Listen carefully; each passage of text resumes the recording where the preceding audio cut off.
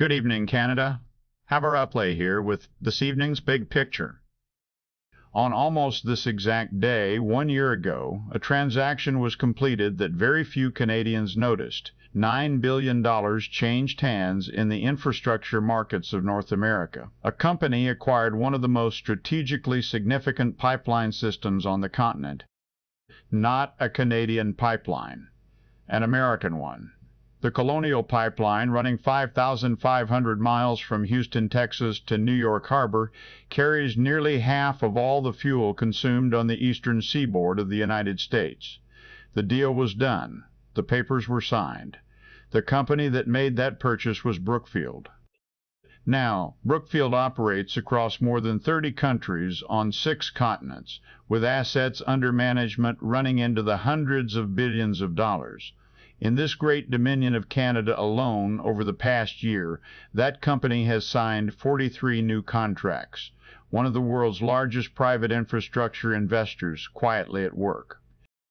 Stand by now, because this is where the story turns. Back home in Canada, in mere months of time that this $9 billion deal was being finalized in the United States, another document was being drafted, a Memorandum of Understanding between a newly elected Canadian government and the province of Alberta.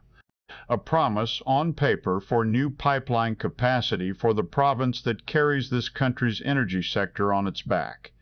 Alberta held its breath. The document was signed, the announcement was made, and today it was announced there is a delay. The Prime Minister who signed that memorandum and then announced the delay holds a personal financial interest in Brookfield Asset Management, the same Brookfield that purchased a $9 billion American pipeline on this very day 1 year ago.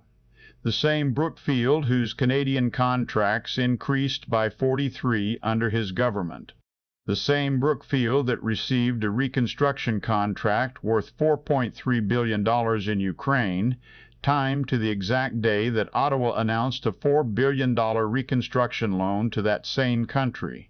Lo and behold, the facts arrange themselves. I've always said that facts don't need a translator. They need a fair witness. Today is April the 1st, the Day of Fools. 1 year to the day since that $9 billion signature. Alberta is still waiting on its pipeline. Canadians are still paying at the pump. And somewhere in an office for Brookfield, the ledgers are looking happier, but of course there is no conflict of interest. And now you see the big picture here.